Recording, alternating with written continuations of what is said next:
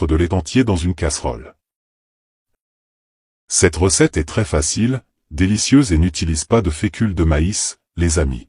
Maintenant je vais presser un citron entier ici dans le lait, vous allez voir quelle délicieuse recette on va faire avec ce lait au citron, tout le monde.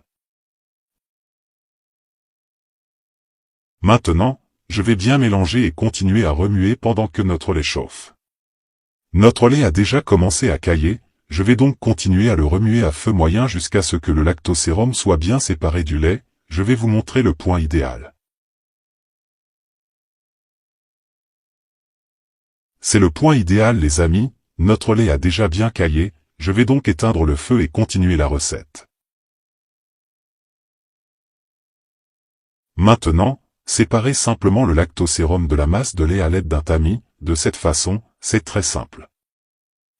Il suffit de bien presser avec une spatule ou une cuillère jusqu'à ce que tout le lactosérum soit éliminé.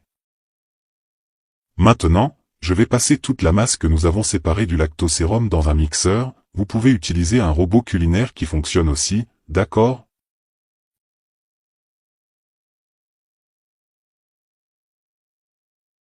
Maintenant je vais ajouter 100 g de beurre, ça pourrait être de la margarine, j'utilise du beurre non salé.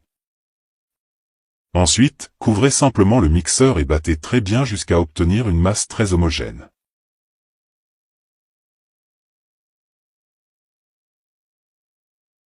Nous l'avons déjà très bien mélangé, je vais l'ouvrir pour que vous puissiez voir, regardez à quel point c'était cohérent.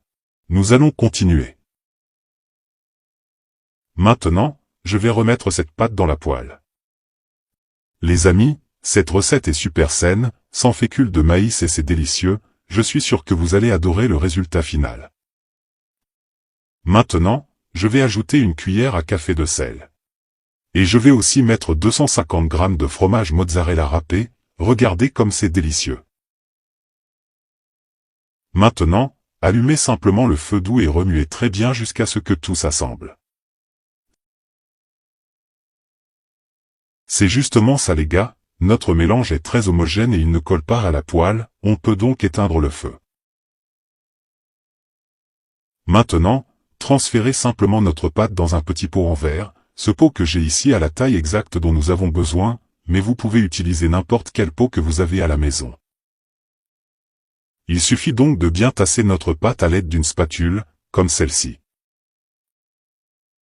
Maintenant, tout le monde sait que nous fabriquons de délicieux fromages maison, sans fécule de maïs et je suis sûr que vous n'avez jamais vu une recette comme celle-ci, c'est merveilleux. Maintenant, couvrez-le et mettez-le au réfrigérateur pendant 3 heures. Notre fromage fait maison est prêt et regardez comme il s'est avéré merveilleux. C'était très ferme et c'était très facile à démouler, vérifiez-le. Mon Dieu!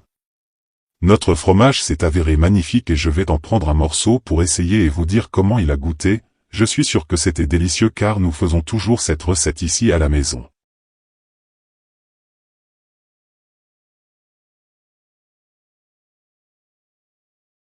Voyons comment ça s'est passé.